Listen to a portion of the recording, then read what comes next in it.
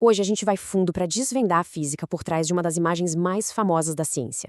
E para isso, vamos pegar uma carona nas ideias geniais de um dos físicos mais incríveis que já existiu, Richard Feynman.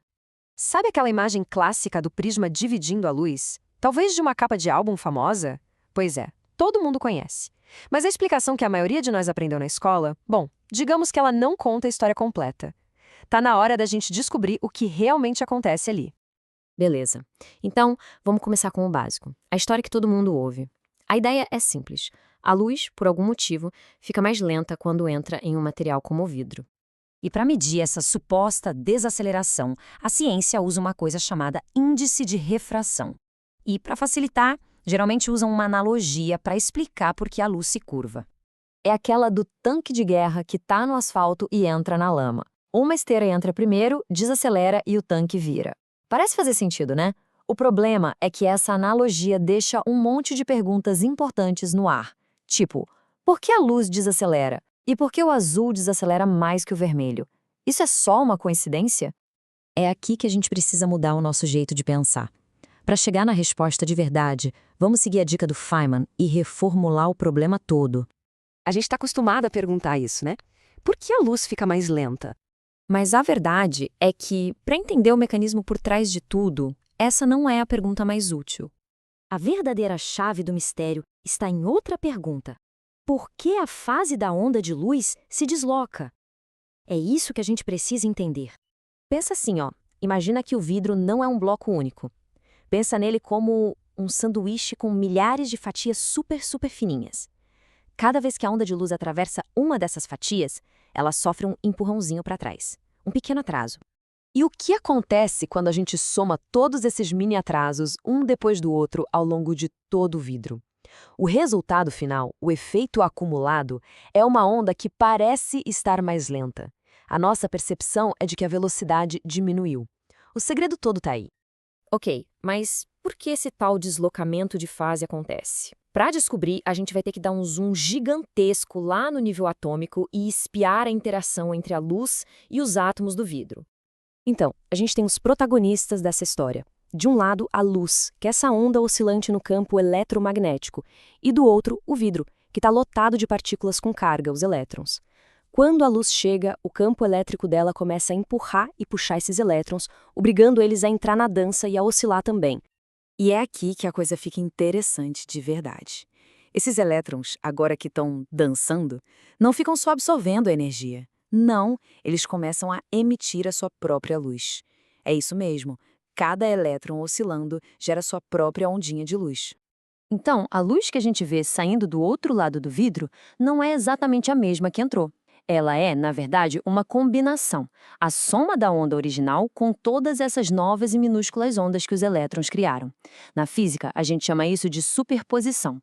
Para visualizar isso, pense o seguinte: a gente tem a onda original, que é grandona, e aí tem a ondinha secundária, criada pelo elétron, que é bem menor e está um pouquinho atrasada. Quando a gente soma as duas, a onda do elétron acaba puxando a onda principal um pouquinho para trás. Pronto! É exatamente esse puxão que é o deslocamento de fase. E aqui está a grande sacada. Quanto mais forte for a resposta dos elétrons, ou seja, quanto maior for essa ondinha secundária que eles criam, maior vai ser o puxão para trás. E um deslocamento de fase maior é o que a gente percebe, no final das contas, como uma desaceleração maior da luz. Beleza, mas ainda falta uma peça nesse quebra-cabeça. Por que a luz azul desacelera mais do que a vermelha? Se todas as cores são luz, o que muda? A resposta para isso está em uma única palavra: ressonância. A gente pode imaginar que os elétrons no átomo são como crianças num parquinho, cada uma em um balanço.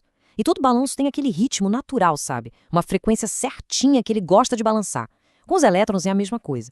Eles têm uma frequência natural de oscilação, que a gente chama de frequência de ressonância. Agora, imagina que chega a luz vermelha. A frequência dela é baixa. É como tentar empurrar aquele balanço num ritmo muito lento, totalmente fora de sincronia. O balanço se mexe? Sim, mas bem pouquinho. A oscilação do elétron é fraca. Aí vem a luz azul. A frequência dela é mais alta, bem mais perto da frequência natural daquele balanço. É como dar um empurrão na hora exata. E o resultado? O balanço vai lá no alto. O elétron começa a oscilar com muito mais força, com uma amplitude enorme. Certo, agora a gente tem todas as peças. Vamos juntar tudo isso e finalmente ver a mágica do arco-íris acontecer passo a passo. Então vamos lá.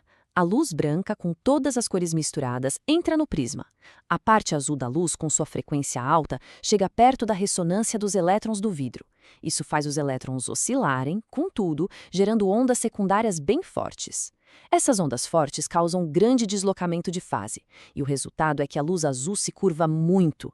Já a luz vermelha, com sua frequência baixa, está longe da ressonância. A oscilação dos elétrons é fraca, a onda secundária é pequena, o deslocamento de fase é menor. Por isso, a luz vermelha se curva menos. E pronto, as cores se separam e o arco-íris aparece. No fim das contas, aquele arco-íris manarioso saindo do prisma não tem nada a ver com uma simples desaceleração mecânica. Ele é o resultado visível, que a gente consegue enxergar, de uma dança quântica profunda e fascinante que acontece entre as ondas de luz e os átomos da matéria. Isso tudo deixa a gente com uma última pergunta, né? A gente viu o que acontece quando a luz chega perto da ressonância. Mas e se a frequência for exatamente a mesma da ressonância do material?